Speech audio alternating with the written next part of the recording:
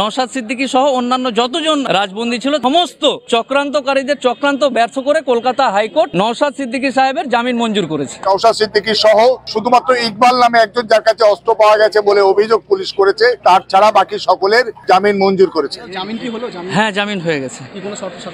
শর্ত সাপেক্ষ যেগুলো নর্মাল শর্ত সাপেক্ষ থাকে সেগুলো হয়েছে, কিন্তু যে 56 জনের ছিল সকলেরই বেল হয়েছে, একজন বাদে নওশাদ সিদ্দিকী সহ অন্যান্য যতজন রাজবন্দী ছিল তাদের সকলকে কলকাতা হাইকোর্ট জামিন মঞ্জুর করেছে। আচ্ছা, এই এতদিন পর জামিন? না, এটা আইনের প্রসেস, কারণ সরকার পক্ষের আইনজীবী মানে এমন কোনো আইনি পাঁচরা বাকি রাখেনি যাতে নওশাদ সিদ্দিকী সহ অন্যরা জেলে থাকে, কিন্তু সমস্তকে নস্যাৎ করে কলকাতা হাইকোর্ট জামিন মঞ্জুর করেছে। কি কোনো যেগুলো গতকাল বলেছিল যে প্রমাণ আমরা আনবো নওশাদ সিদ্দিকীর বিরুদ্ধে এলিগেশন, সেগুলো প্রমাণ দেখা না, নির্দিষ্ট ডকুমেন্টস অনুযায়ী যা প্রমাণ দেওয়ার তারা দিয়েছে। এবার নওশাদ সিদ্দিকী সাহেবের পক্ষ থেকে হয়েছে, যেহেতু 40 দিন জেলে ছিল, সমস্ত জামিন মঞ্জুর করা হয়েছে। এইটুকুই আপাতত খুশির খবর যে সমস্ত চক্রান্তকারীদের চক্রান্ত ব্যর্থ করে কলকাতা হাইকোর্ট নওশাদ সিদ্দিকী সাহেবের জামিন মঞ্জুর করেছে। নওশাদ সিদ্দিকী সহ আইএসএফ এর নেতাকর্মী যারা গত 21 তারিখ থেকে অ্যারেস্ট হয়ে আছে বিভিন্ন কেসে, নিউ মার্কেট থানা, হেয়ার স্ট্রিট থানা এবং কেএলসি থানা 12 এবং 13 সমস্ত কেসে আজকে নওশাদ সিদ্দিকী সহ সবাই জামিন মঞ্জুর করেছে।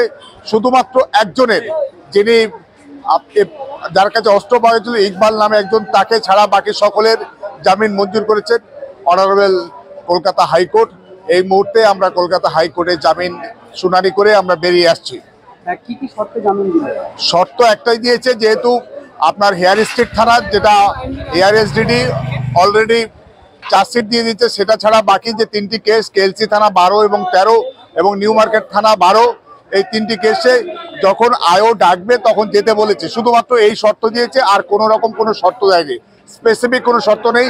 যখন আয়ও প্রয়োজন পড়বে ডাকলে যেন তারা দেখা করবে, শুধুমাত্র এইটুকুই বলেছেন অনারেবল হাইকোর্ট। শুধুমাত্র ইকবাল ছাড়া বাকি সকলের জামিন মঞ্জুর করেছে। কতজনের জামিন হয়েছে? 88 পর্যন্ত, আমাদের 88 জন এ পর্যন্ত অ্যারেস্ট হয়ে আছে। 8টি কেস কলকাতা হাইকোর্টে ফাইল হয়েছিল, যেটা আজকে লিস্টে ছিল 50 থেকে 57 নম্বর 8। সেই 8টি কেসেরই আজকের হিয়ারিং একত্রে হয়েছে এবং অনারেবল হাইকোর্ট সবারই জামিন মঞ্জুর করেছে। নওশাদ সিদ্দিকী সহ শুধুমাত্র ইকবাল নামে একজন যার কাছে অস্ত্র পাওয়া গেছে বলে অভিযোগ পুলিশ করেছে, তার ছাড়া বাকি সকলের জামিন মঞ্জুর করেছে। ঘটকপুকুরের বৈদ্য অটোমোবাইলে আসুন আর নিয়ে যান আপনার পছন্দের গাড়ি। এখানে বিভিন্ন কোম্পানির 3 চাকা, 4 চাকা ও 6 চাকার গাড়ি নগদ ও সহজ কিস্তিতে পাওয়া যায়। আমাদের ঠিকানা ঘটকপুকুর নলমুড়ির মধ্যস্থল, বাসন্তী হাইওয়ে রোড।